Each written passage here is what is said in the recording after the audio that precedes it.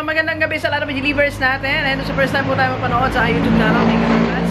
Please subscribe, click na po yan, Doc Gigi Sunga. And sa lahat ng gusto magpa-coach sa atin, online or personal, message ka lang 0939-5254-311 or sa aking FB page, Dr. Gigi Sunga. Alright, so nandito tayo ngayon sa ating Overrun business. Dito kay Aling Tisay na actually may nangyari sa kanya kahapon sa sobrang busy niya yata. Tsaka sobrang antok, tulog, di ko alam mo, kain.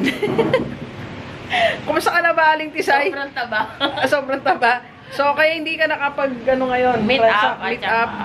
Transact. Hindi ako nakapag-reply sa mga inquiries nila. Oo, pahinga muna. Kasi medyo nabuwal siya dito eh. Buti na siyang tumama dito sa hagdan, no? Okay, buti na lang. Buti na lang, medyo maliit siya. Hindi sakto doon sa hagdan. Anyway, so, pagaling ka, kapatid. Okay? So, marami pa tayong, paano na natin ito? Ipo-full blast na natin. So, ngayon, kakausap ko lang sa kanya ngayon. Sabi ko, pagtunan natin ng pansin kasi isa siya sa nakita ko na scalable business ang Overrun. Okay? So, kahapon di ba topic namin ni Ma'am Joyce, yung kay Dan Lock, the Triangle of Wealth. Isa sa part ng triangle ay you should have a scalable business. So, isa sa mga nakita kong scalable businesses na meron tayo ngayon, out of 12 ba ang aking business? Source of income, 8, hindi ko lang. Okay? Itong Overrun business. So, how to expand the opportunity ng Overrun business mo, okay? So, ayan na kasi siya, di ba? So, sa lahat ng mga negosyo, kung nandiyan yung negosyo mo, pag-isipan mo na ngayon, how to expand, okay? Sabi nga expanding the opportunity, right? So, sa ating Overrun business, may naisip akong dalawa na pwede namin gawin. Una, to expand our Overrun business, dapat ay mag-wholesaler na kami. Pero may mga wholesaler naman tayo, di ba? Yan lang natin, magpo-focus lang tayo dyan sa marketing. So, i-market natin. Like, magkano minimum ng wholesaler mo? 50 pieces each item. How much? Nasa 20,000. Okay, 20,000. Yan. So, 20,000, bibigyan ka na namin. Free shipping? Free ship.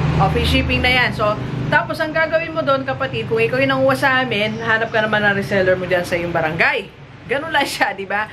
So, at least ikaw, hindi ka na, wala na hassle, lalo sa mga malalayong provinces, so hindi ka naluluwas, di ba? Kaya mama, idagdag ko lang.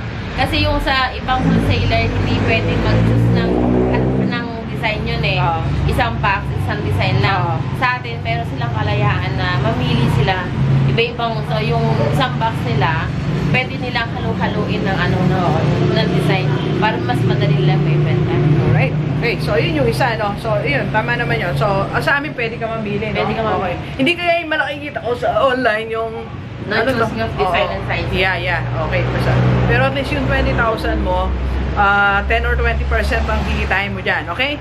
Alright, so another way to expand your Overrun business is magdagdag ka na ng item for the whole family.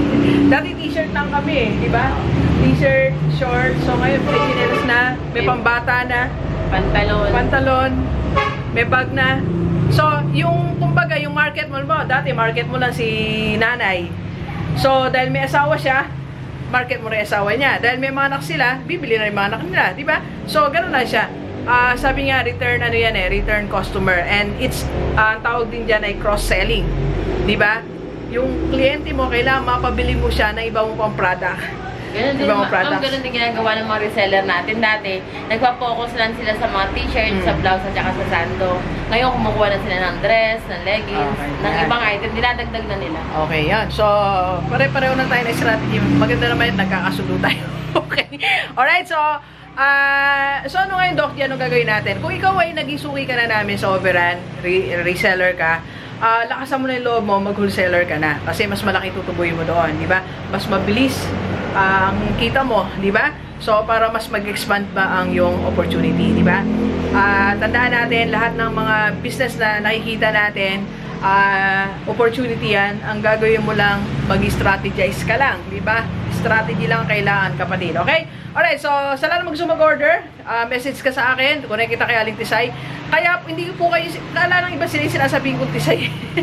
Si Aling Tisay ito po kasi, hindi ko malaman kadahilanan ba't Tisay na natawag sa kanya. Pero okay, siya po ay ang sa Facebook niya ay Tisay. Okay, so yung Tisay ba na nasa Facebook mo? Tisay Sunga. Tisay Sunga. Basta may nakita kayo Sunga, yun pala tandaan na kapatid ko po siya, okay? Alright, so kung may tanong kayo or inquiry, message lang kayo, okay? Cut! Alright, so please share this video sa lahat ng mga kaibigan natin. Kahit OFW o dito sa Pilipinas para sama-sama tayong mabago at umunlad ating buhay. Alright, so thank you very much, Delivers. Enjoy the rest of the day. Yan. Let's go, let's go.